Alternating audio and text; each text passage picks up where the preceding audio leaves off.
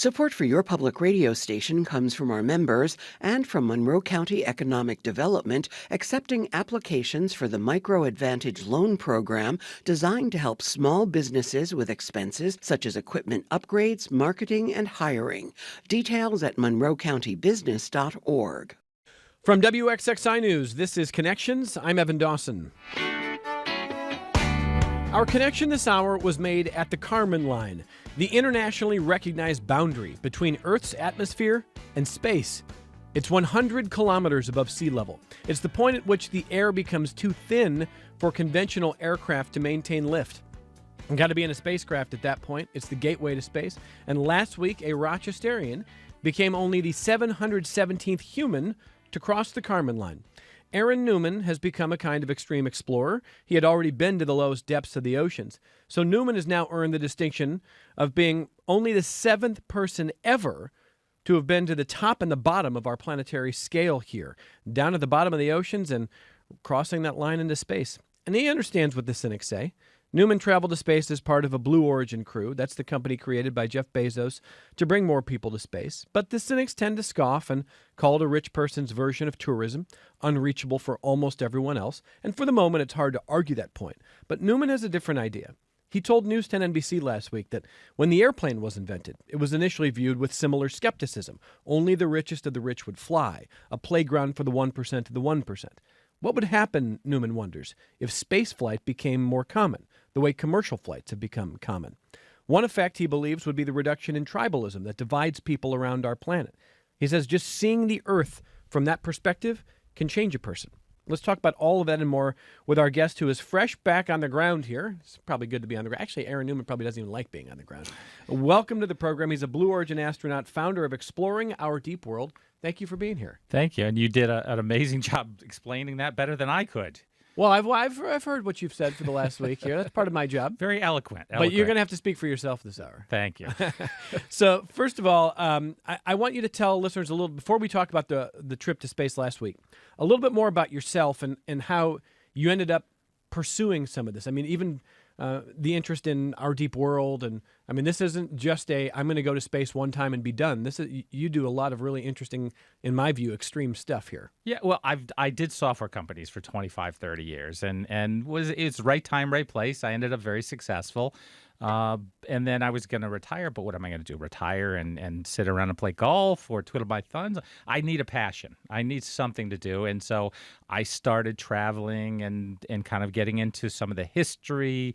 And, you know, I ended up in the OceanGate vessel. Mm-hmm. And that was really for me, kind of sparked the passion of this is something I want to do. This is something where we can move the needle with humanity and you know, go explore and do things that can help the world. So I kind of wrapped my mind around that and dug into it the way I did startups previously and you know, started traveling. And the more I traveled, the more I wanted it. And you know, once you're in that group, everybody's kind of connected. You go to a party with these people, you go to a different one, and all the same people are there. So ended up on Blue Origin. So OceanGate is the one that now sort of sadly and tragically had that accident in which I think 5 people, I don't remember exactly, five people were lost. How far in advance of that were you on OceanGate? I was on 2 years before that. So I wonder what it was like when you saw that news. I mean, it was tragic. Listen, we're all, you know, it was interesting to see how the world has done a bit of vilifying OceanGate and vilifying Stockton Rush, who was a friend of mine. And it's not fair, right? I mean, listen, they made mistakes. We know that. But they were pushing the boundaries. They were trying to do incredible things. They were trying to democratize access to the bottom of the ocean for humans to see that. And there's so much that we need to do to get there. So some of the vilification in the media was not fair, but it was what it was. For me, the first I heard about it, you kind of knew right away, you know, this is not something, this is a whole implosion, and you kind of knew right away what was happening. And so it was tough to handle, but this is part of, if you're going to choose this route, this is a risk you have to take. So where and why did you do that? I mean, so take me through, you said you wanted a passion. I get that.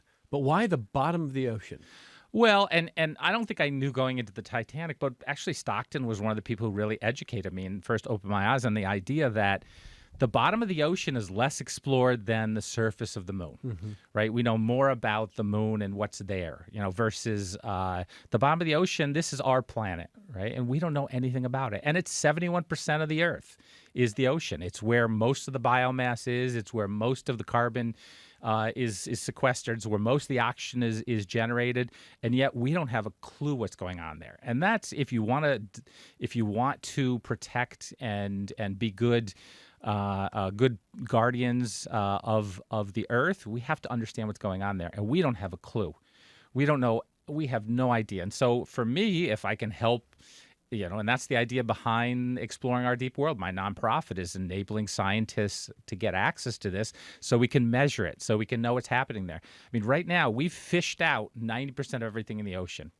And it's just ridiculous, 90% of sharks, 90% of fish, 90% of whales, and now we've just started this new thing of sending factory trawlers down to Antarctica to start just tapping into the krill that's there, which is going to destroy everything in our oceans, which is going to destroy everything on our land. So it really is a huge concern that most people don't understand. It wasn't just going down to see the Titanic then. No, that was and let me put it this way. A lot of this is, yes, you have people that have means spending money on this, but it's an investment, right? It's building out the infrastructure that will then make the next trip cheaper, more accessible. As the technology gets better, it's going to become more and more democratized and accessible. There are entire mountain ranges at the bottom of the ocean, aren't there? I mean, similar to the mountain ranges on the surface of the planet. Yeah, we have seamounts is what they call them. Seamounts are down there. And we have ridges. The Mid-Atlantic Ridge is where the crust separates. I mean, there's just hydrothermal vents where there's life in ecosystems that are what they call chemosynthesis, which are not dependent on photosynthesis. All the life we know about is dependent on photosynthesis. There are entire ecosystems that don't depend at all on that. Chemosynthesis, where they use chemicals to generate carbohydrates, which feeds, so if you want to go study a different world, it's at the bottom of the ocean. Why do you think that there has been less emphasis on this kind of exploration and travel in the past? Well, I mean, particularly the bottom of the ocean is not nearly, I'll say, as sexy as space. Okay. Right? I mean, you can see a rocket go up. If I drop a deep sea vessel in the ocean and it goes to the bottom, nobody sees that. And like when we walked in this room, Evan, what was the first thing you told me? I'm scared of the ocean. Oh, I'm very scared of the ocean. Right? That's a big one. It's dark. We don't know what creatures are down there. It's scary. People are not as enthralled with what's down there, because it's not as cool as a rocket blasting into space. But it's more important to what we're doing today. It's more important to our livelihood on land. I could out-earn you by by a factor of 10, and you would never convince me to go to the bottom of the ocean. Never. It's not about resources. I would never want to do it. But I recognize what you are saying about the scientific value, especially because as the climate warms and ecosystems either collapse or are changed, and oceans possibly rise, it affects all of us. But we don't have, I mean, I'm sure scientists could sit in this room and give us better understanding, but the general population is not very well plugged into that, I don't think. Right, because it's not what you see, right? I mean, and if you think about it, it's even worse than that. The real problem is it's not owned by anybody. Right. So we have these, within 200 miles of every coastline is what they call the EEZ, exclusive economic zone, that kind of belongs to that country. But outside of that, it's shared resources. And we know what happens with shared resources. Everybody takes and nobody cares for it. Yeah. Right. And that's exactly what we're seeing. So the oceans are not protected. And yeah, we protect some of it that's within our zones, but we're missing, and it's going to continue to be just devastated at the current rate. So your website is deepworld.org. Correct. Exploring Our Deep World is the organization. And I mean, I'm reading a little bit about the mission, but how do you describe what it is you do with that? Well, I mean, I'm not a scientist. I like to think that I'm fairly intelligent, but, I don't know the first thing about some of these processes and all that. So the idea with this is to help gain access to what's underneath the oceans, to help scientists. So we support archaeologists, we support geologists in this effort to try to learn what's down there, to start documenting it. And we just need more science happening in the oceans as soon as possible. So, my goal is to die penniless, right? And the idea is to spend all this money that I've made through software invested into researching and learning about the oceans. And that's the legacy I want to leave, is to have moved the needle in terms of science that's occurred around the oceans that can help humanity. Are there missions going on right now through Exploring Our Deep World? Yeah, a lot of archaeologists. We've done a lot of maritime history, for instance, in Lake Ontario this year. We've surveyed 24 different shipwrecks there. And we've discovered a bunch of shipwrecks that are just in our backyard here that people don't know about. I mean, you don't know there's diving and shipwrecks right off the coast of where we live. Again, people don't know what's happening in the oceans and the Great Lakes, and we're trying to move the needle there. So, to your point, though, this is the first time you've been on this program. It's my first time meeting you, and it wasn't because you were on. You went down to see the Titanic, or you were in deep sea, or you were exploring the depths of the ocean, or you created this company to support science, is because you went to space. So, I mean, that is kind of the point that you were making. Yeah, exactly. That's why you're here. And why don't you tell people what you did last week? So last week, I was on the 15th manned mission of Blue Origin. Same one Katy Perry went on. That's when everybody remembers. Go ahead, start the jokes. Yeah. I get it. But got on that, and we got to touch space, right? And that's what this is. I like to compare this to the Oregon Trail, right? Where Lewis and Clark were the first ones to go out there. Somebody followed them. Then more people followed them. Then more people followed them. And I believe that's the road we're on now with space is, here we are, the Blue Origin flights. It's not exactly like we're scientists out there for months at a time, but we're passengers and cargo that's going into space and paying money that's putting into engineering and research, and the Blue Origin team, who's funneling that into other projects like the lunar projects, like their New Glenn project, which is putting large cargo. They'll be at the cusp of building the next ISS. So we went last week out to Texas, Van Horn, Texas. Got in a rocket. It was 5 days of training, and it was an incredible experience. The rocket, the launch was everything you could imagine, right? Being propelled up at 2,000 miles an hour through the clouds. Very, very exciting. And I think we've got video we can share. If you're watching on YouTube, on the WXXI News YouTube channel, we can share some of what the Blue Origin team has shared about the launch and some of the images. But you're looking at some of the launch right there. Okay, go ahead, Aaron. Yep. Yeah, and I mean, then a couple minutes of this weightlessness. And the weightlessness is interesting, but way more compelling is to look down at the Earth. And you really are looking down. You can see this through thin blue line right on the curvature of the Earth. And you start to see how fragile this ecosystem that we live in, that thin blue line is the only thing that we're able to breathe and survive in. Without that, we're toast. And so how long was the total trip? 10 minutes and 25 seconds. That's it. So, yeah, I mean, it's just about touching space. It's about we're taking the first baby steps to getting us colonizing the moon, colonizing Mars, just expanding us out beyond this Earth. It's a human evolution. So there's a number of different sort of threads here that I want to touch on.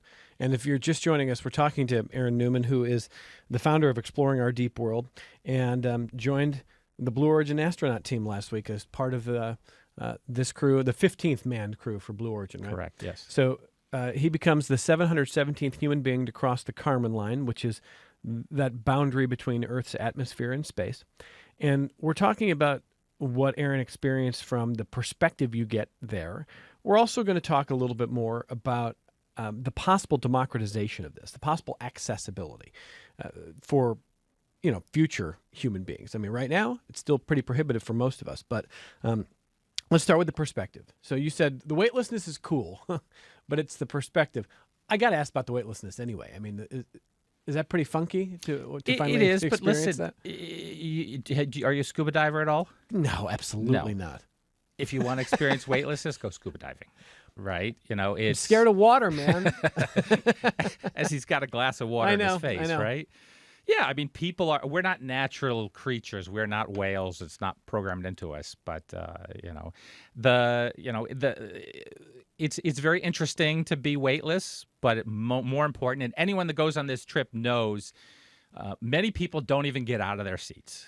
Right? They just sit and look at the view, and that's what's more important here. Is that you go out there and you see the Earth, you see that it's round. We proved that again.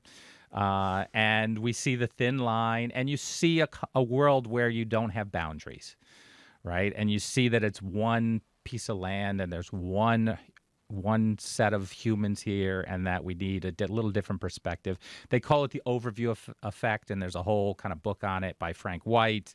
And so that's a lot of what this is. Well, yeah, and I was having a conversation before the program, in which I said it's, again, easy to get cynical about some of this stuff, but what you're talking about, that overview effect, and the way that perspective might start to blur or eliminate a feeling of tribalism, it can be pretty powerful. It's been studied in other people, and you strike me as a guy who maybe didn't need too many lessons, and not being such a fully tribal species, but at the same time, did you find yourself changed by that experience? Yeah, I mean, I'm still processing it, right? I mean, Sure. It's only been 4 days, so it's still, and it was much more tiring. I'm walking out of there and I'm exhausted, and I don't know why. I sat there for 12 minutes, but I'm still processing it, but it definitely is a life-changing type of wow. You able to have the privilege of escaping the Earth, just see what it's like, to look down, to see how fragile it is, to see while our planet is huge, it's also tiny, and realize that look in I don't know, it's 50 or 100 years. I don't know if it's in 10 years or 50 years, but I know in 50 years, 100 years, you're going to have your grandchildren, my grandchildren will have the ability to go spend a vacation on the moon. You really think so? I know so, yes, absolutely. Right. Humanity it's just a matter of time. And Well, I mean, so you made an interesting comment to News 10 NBC's Jen Lukey. You said that the original commercial aircraft, there was a lot of skepticism about whether that would be for the masses, whether just average people could get on a plane and never fly, that it might just be a playground of the super elite. And so now here we are, and there's thousands upon thousands of commercial flights every single day. Most of them are late, but some are on time. And, it's an incredible experience that a lot of people have had. I understand there's still some socioeconomic barriers for that, but it's become much more accessible and democratized than maybe people originally thought.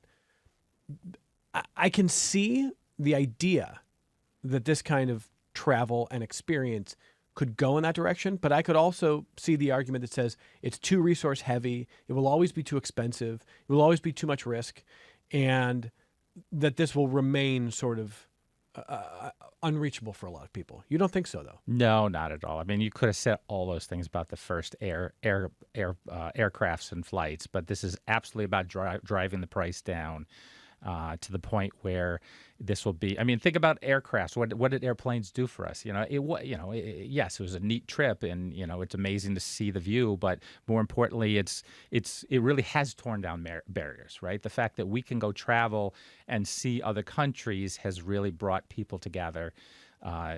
Ideas and everything have come from it. And I think you're going to see the same thing out of space travel. Is you're going to have, like I said, colonies on the moon, and it's going to enable a lot of things that I don't even know about yet, but it will. Look, can we see if that Mark Twain quote that everybody talks about, is that apocryphal, or did Mark Twain actually say that travel is the antidote to bigotry, something along those lines? Regardless of whether Twain, I think he did, but we're going to see. Regardless, everybody knows the quote because it's such a powerful quote. Right. So, and that's just about travel outside of your own town or your own state or your own country, Right. let alone sort of breaking out of the atmosphere here. So it's almost like that overview effect that you're talking about is the travel is the antidote to bigotry on steroids. Yes, absolutely. And again, I don't have all the answers. I don't know where this perfectly goes, but I know that us enabling access to reach out beyond this planet is a good thing for humanity, and this is where we need to go. Apparently he did say it, though. It looks like he did. The actual full quote, because we've got the time here, so let's get it right.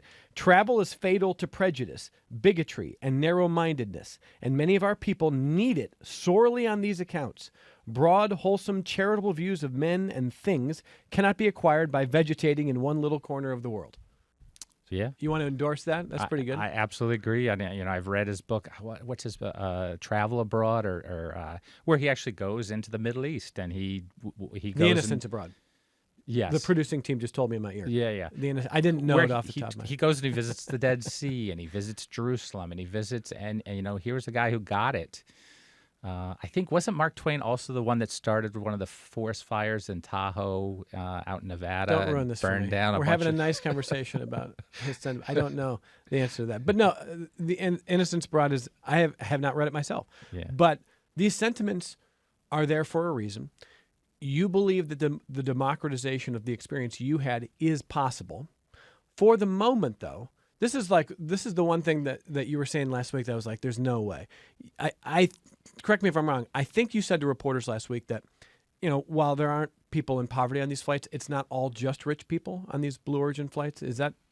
They do take some people outside of that. I mean, the vast majority is people that are willing to pay this immense ticket, and some of them are people that are it's very easy to go to. But some of them are people that are somewhat successful, but it's been a dream of theirs since the day where they were born.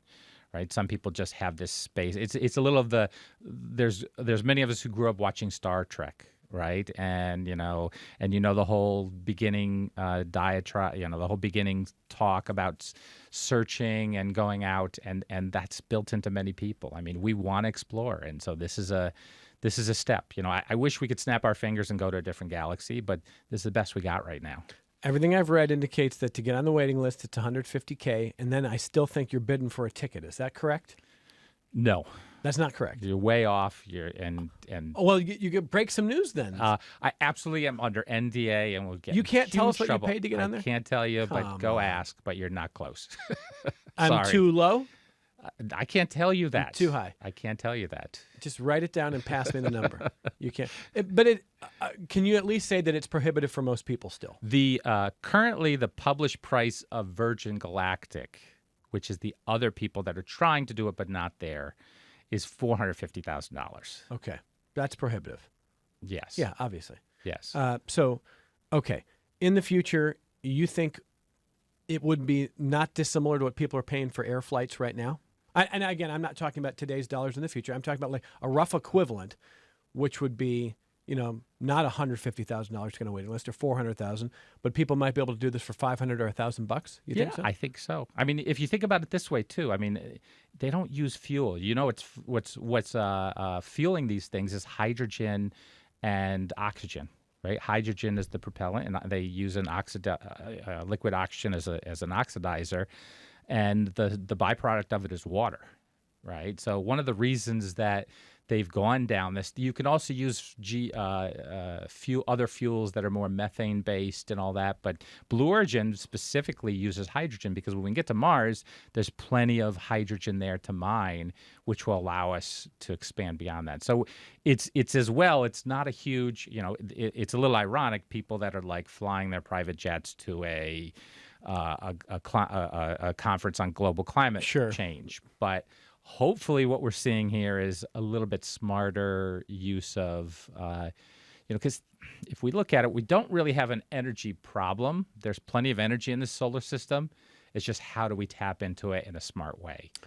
Well, one of the very first conversations I had hosting the show more than 10 years ago was with astrophysicist Adam Frank, who said that he wished more people would be in tune with the fact that right now you can stand under our sky, look up at the sky, inhale deeply, breathe into your lungs, and be just fine. And there's nowhere else in the known universe where you can just be outside under a sky and breathe without dying. And obviously, that's kind of a tautology. Things have evolved this way for a reason, and we're here. But his larger point was, don't be so quick to think that we could screw this up and just figure it out somewhere else. That it's pretty special here. It's pretty special, and that we ought to value that more. What do you think? I absolutely agree, because it is weird. Like every science fiction show you watch, you get to another planet and exactly the right atmosphere and everything's perfect. Yes, exactly. And it's ridiculous, But I also believe there's such a vast amount of stuff out there that there are other places where I'm sure there's life. Right? It's not a question. It's just it's almost a certainty given the randomness. Just the math, right? Yeah, exactly. So there's other life out there. Why are they not here? Why? I don't know. Well, travel's hard. Distances are hard. This is, oh man, I love telling this story. I think I've told this on this program before, but this past summer, my 13-year-old son and a friend of his were playing this game, Wits and Wagers, where you have to you make these, like, how many grains of sand in a cup of sand. I mean, like, ridiculous numbers. So one of the questions was, if you could get on the current fastest spacecraft that's ever been created, that does exist now, and just go in a straight line to the nearest star system without stopping, how long would it take you to get there? And my son's friend said 5 days. And my son doubled over after 5 days. But like that's not a bad guess for those of us. Our brains can't get around the fact that the actual answer is 80,000 years. Right. That was the answer. Yep. 80,000 years. That's the nearest star system. Right. So I think the reason we haven't been visited yet is it's so much bigger than people realize. Yeah. Space is so much bigger. The amount of energy or planning or anything required to get any sort of living being to the next star system seems really, really tough, maybe out of reach, even with great technology, even the most civilized technologies out there. Right. I don't know. I don't know if we're ever going to see. I think that there is life like you. I think it's almost inevitable that there is, probably civilized technological life, and I think it's just as possible that we would never be able to find it. Yes, and these are complex topics. I like to say, my analogy is, we're trying to figure this stuff out. It's a bit like trying to teach a dog calculus. Right? I just don't know whether our brains are big enough to handle these problems or questions. I mean, look, you've got some big ideas here. And on the other side of this break, I want to talk to Aaron Newman about what he wants to do next. Because, in some ways, he could look at his post-software career and say, well, now I've been to the depths of the ocean, and now I've crossed the Karman Line. I've been to the top of our atmosphere and into space. Like, what's left? Well, we're going to talk about maybe if that bucket list has some other things. We're going to share more on YouTube. If you're watching on the WXXI News YouTube, I want to talk a little bit about everything from some of the images that you did get from space, what it looks like up there, to the landing, and then we'll talk a little bit more about the future with a gentleman who has been doing a lot of really interesting stuff, a Blue Origin astronaut last week. The founder of Exploring Our Deep World, Aaron Newman, is our guest, and we'll come right back on Connections. Your once shiny new car, truck, or boat isn't as new as it used to be, but your old vehicle still has a purpose: to help maintain independent journalism on WXXI. By donating your car to WXXI's vehicle donation program, you can help keep your public radio station tuned up and running smoothly. Find out more at wxxi.org/car or call 1-877-308-2408. This is Connections. I'm Evan Dawson. I told Aaron Newman earlier this hour, there's no amount of money that you give me to get in a vessel to go to the bottom of the ocean. Just it would never happen. I don't know about space. Like, I think I might, if resources weren't an issue, would I go across the Karman Line? I think so. I think I'd be nervous. I think I'd be scared. But I think I would be very curious about that overview effect, that idea of seeing a whole new perspective on where we are and what it looks like and what it feels like. Can you talk a little bit more about just some of the sites and what it was like for you? Well, let me start with, let's go back to Kitty Hawk. And yeah, sure. If I got 10 people there, how many of them would have said the same thing you're saying? Probably it was. There's no way I'm doing that. Yeah, there's probably plenty of people who would have said no way. Yeah. So hopefully that just evolves with our children, and they just become, this is what the world is. So, okay. But your question, the experience, I do. I'm going to start with saying the experience itself was fairly irrelevant, right, of going to space. Irrelevant, right? It's yes, it's a roller coaster. Yes, it's weightlessness. It's all extremely neat. but it's more about the investment and being in the room where this next step in human evolution is going. And we have to take a first step to get to the next step, right? So is this, a rich person's carnival ride? Whatever. You could say what you want. Maybe it is, but it doesn't matter. It's about somebody's got to take the first step to get to the next step, to the point where we are an interplanetary species, where we have evolved beyond where we are for many reasons. So that's what's important. And the fact that I had the privilege to be in the room is more important than the fact that this was a cool ride. It was. To sit in a spaceship, accelerate 1,000, 2,000 miles an hour through the clouds, watch them whiz by like a sci-fi movie is mind-blowing. I think that's what we're looking at here on the YouTube channel. For those watching on the WXXN News YouTube channel, it was 1,000 miles an hour. I mean, you're hitting 2,500 miles an hour by the time you hit apogee. And when you're going through those clouds, I think your first cloud layer was 1,000 miles an hour. I think by the time we hit the third cloud layer, we were flying at 2,000 miles an hour. That's mind-blowing. It's mind-blowing.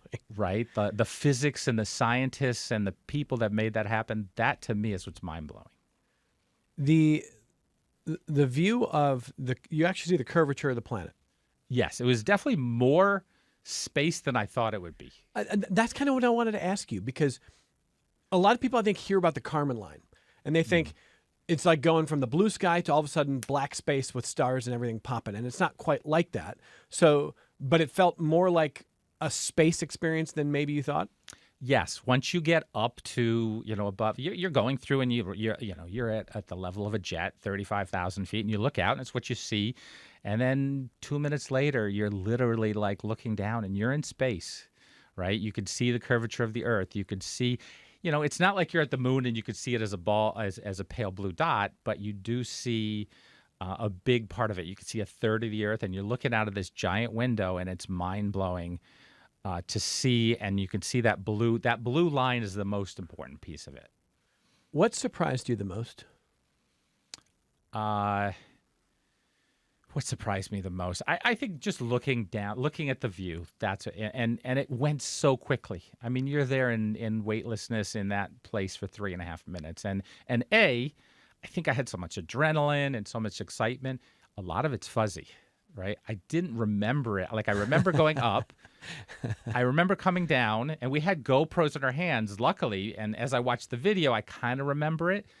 But I feel like I had a lot of memory loss because of the exhilaration and the fact that it was just mind-blowing. I think when I saw some videos of, preparing for this program, kind of looking up the Karman Line and looking at some of the videos that other voyages have shot, one of the things that initially surprised me was I'm looking for continents, and I'm going, boy, there's a lot of water.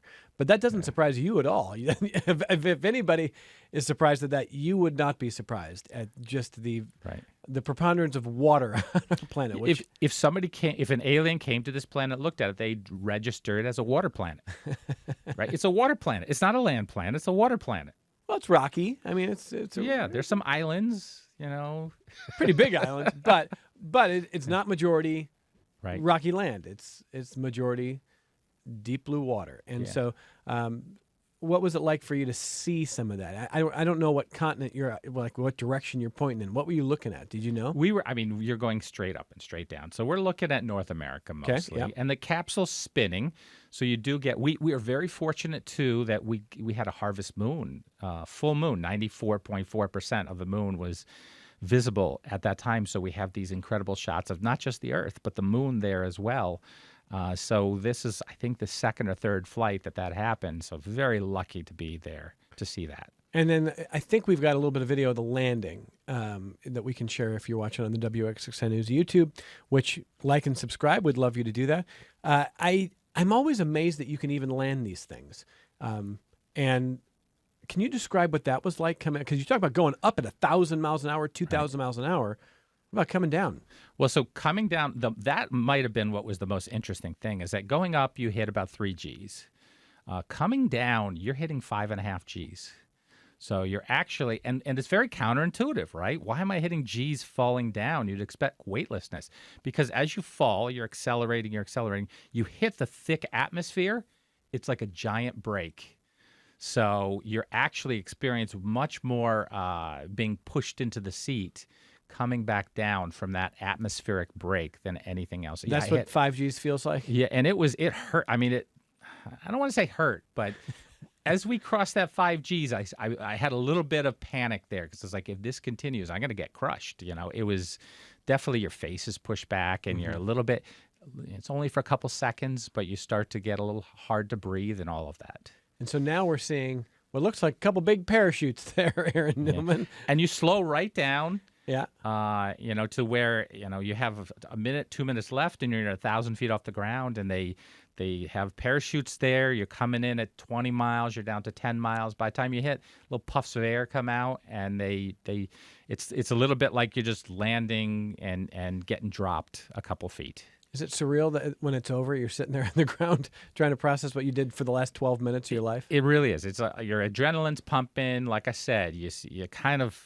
are not as aware as you want to be, because it's so much. The other thing is, there's different points where things happen. For instance, the capsule separates from the rocket, and you're expecting it, but it doesn't matter. When you're in space, when that happens, it's like a shotgun going off. And for a second, you're startled, and you're like, I hope I'm still alive, right? Because, just this loud boom on a rocket ship, and you didn't know it was coming. That's startling. And then the same way when those drogues deploy, which those are the first parachutes, and then the main parachutes, when those deploy, it's literally like a shotgun in your ear, and it's startling, and you just have a second of, am I still alive?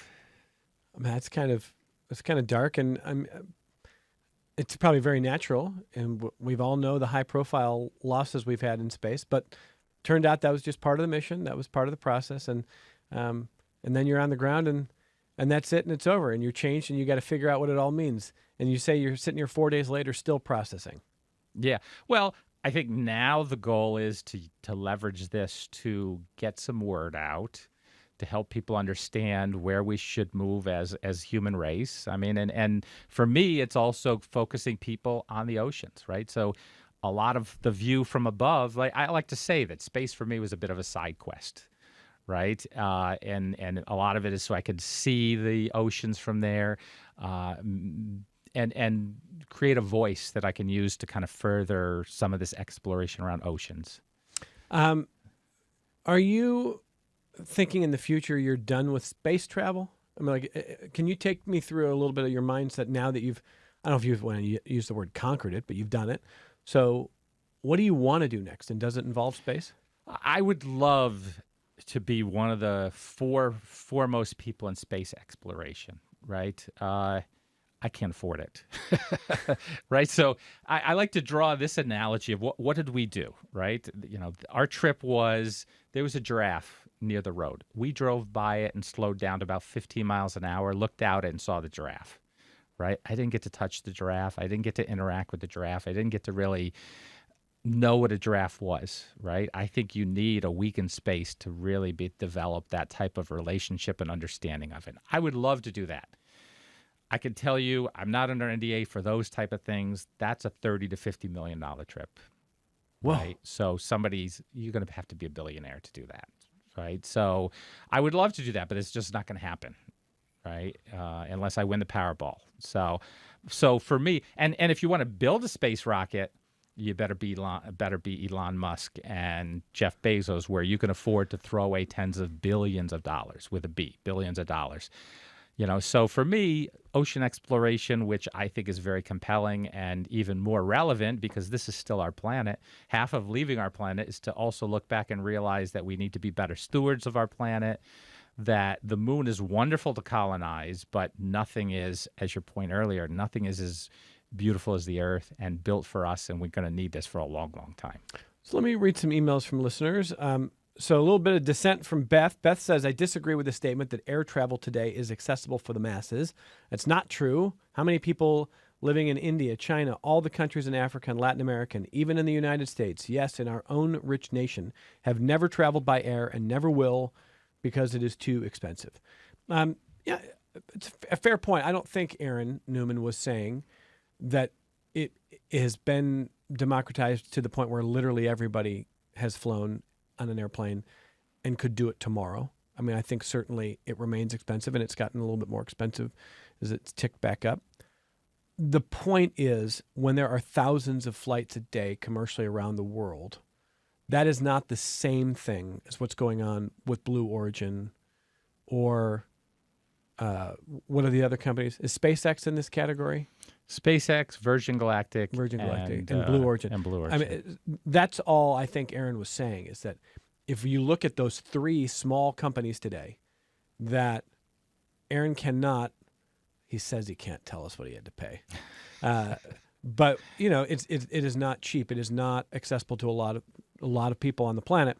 It's much more accessible now to fly in an airplane. That's all I think Aaron was saying. And I don't disagree with that. But I also think it's fair to say that, you know, there's still a cost to flying. Not everyone can do it. And we can all do better. And I mean, all of this around pushing humans forward is creating a world in which everybody is more accessible to everything from healthcare to all of that. And we are going to have to use technology and evolve to create a world in which everybody has access to it.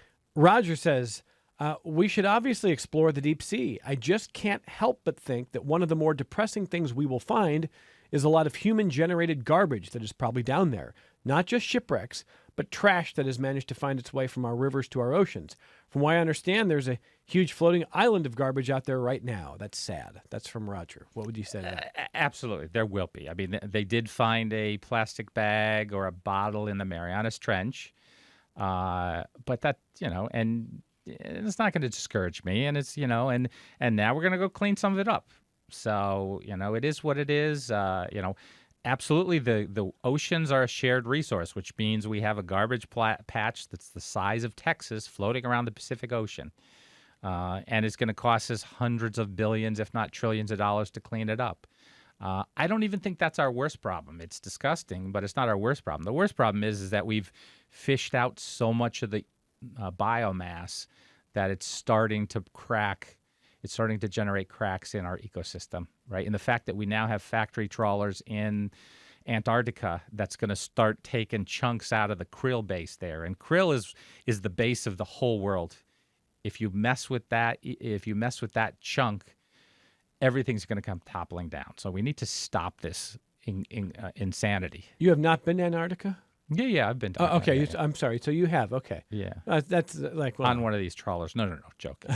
No, okay, so you have been there. Mike says, space is a waste of time, energy, and money. There's plenty of problems on Earth to solve.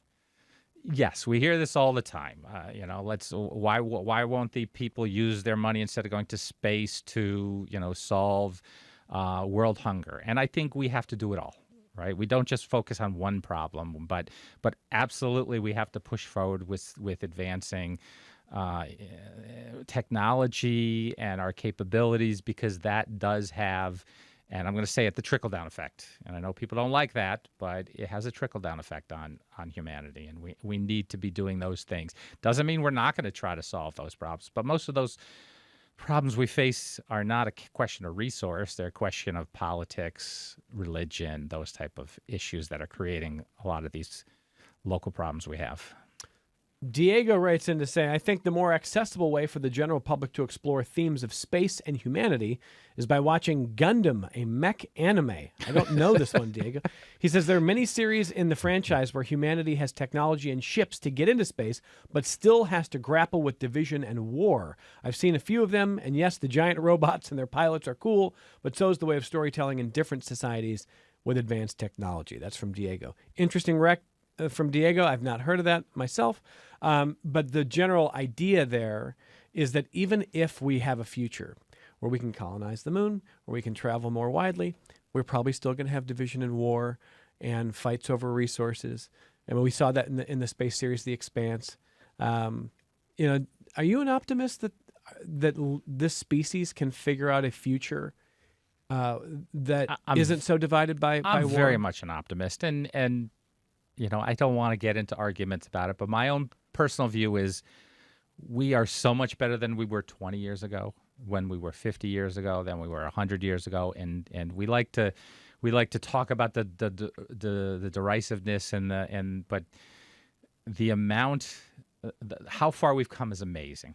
In 100 years, I think even 20 years, when I was growing up, being gay was considered, evil.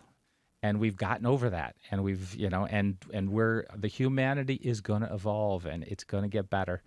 And I think we're so much better, and it's a beautiful world. So. Well, here's Dallas, who says, John Glenn said that after going to the moon in his 20s, everything else paled by comparison, so he became an alcoholic. Good Lord, Dallas, that is...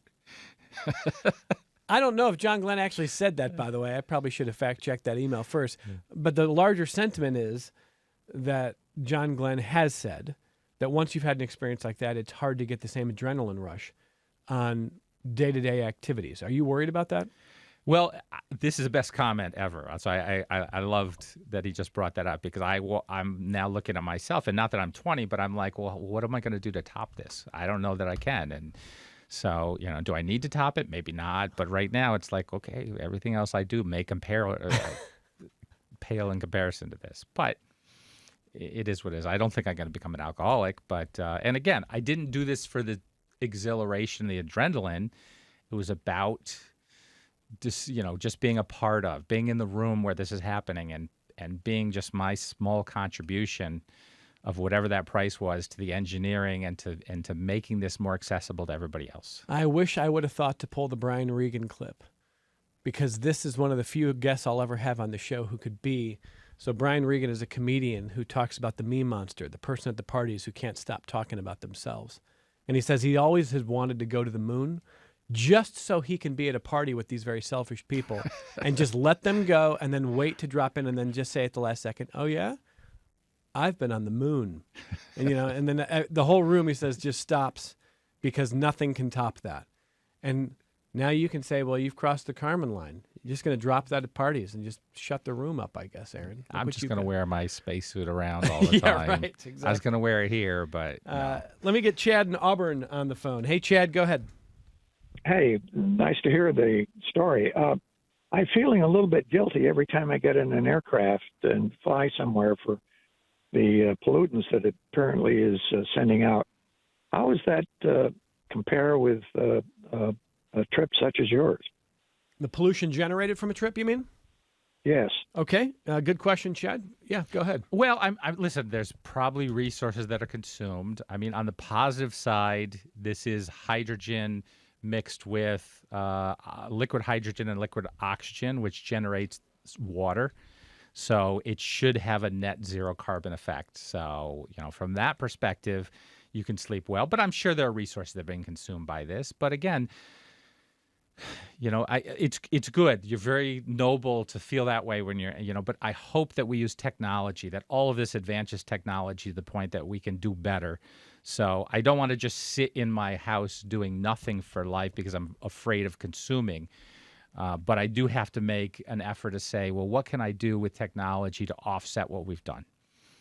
So as we get ready to wrap here, I just want to ask you one more question about what you think about future. I think you said you want to die penniless, having really made a contribution to science, especially the kind of the difficult and challenging exploration that hasn't been done but would really benefit us to understand our oceans, the depths of the planet that are largely unexplored. And again, I keep going back to this conversation is on the knife's edge, where the cynics are like, you've heard some of it this hour, and I'm sure you will. And the cynics might say, well, that's just ego. That's a guy with a lot of money, and he wants to think that he's going to be remembered, and we're all going to be forgotten. Well, that's what the cynic will say.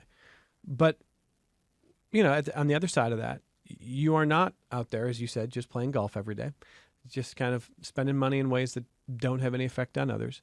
So why? Why do you think you're in that category of person who says, I've been fortunate, I've made a lot of money, I've done well in software, but I have a new goal, and that goal is making a difference in one way or another in my remaining time, even if that means draining all the resources I have? Why is that the category you're in? I think we're all just a product of our environment. right? And even our political views, our own history, and our own, what's happened to us and our own experiences. So I grew up, farming community in upstate New York here. Not a lot of opportunity there. Went to state school and then have been very successful because of the country and the world that we live in, that if you work hard, there's opportunities. And so for me, I want to help create those opportunities for for other people and for other generations. And I think what we do now can be appreciated by 1,000 generations after us. So why not go there?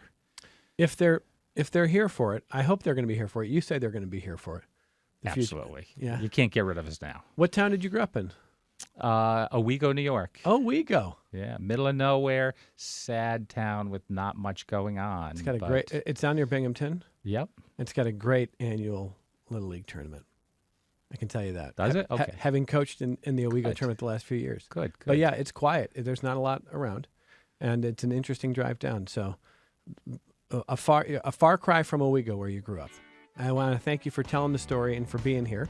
And in the future, if people want to learn more about where you're doing and where you're going, deepworld.org is a good place to go. Please. Yes. Deepworld.org. It's exploring our deep world, and the founder is Aaron Newman. He's a Blue Origin astronaut. 15th manned mission that happened just 4 days ago. He's back with 2 feet on the ground for now. Thanks for being with us this hour. Thank you. Really appreciate that. We got more connections coming up in a moment.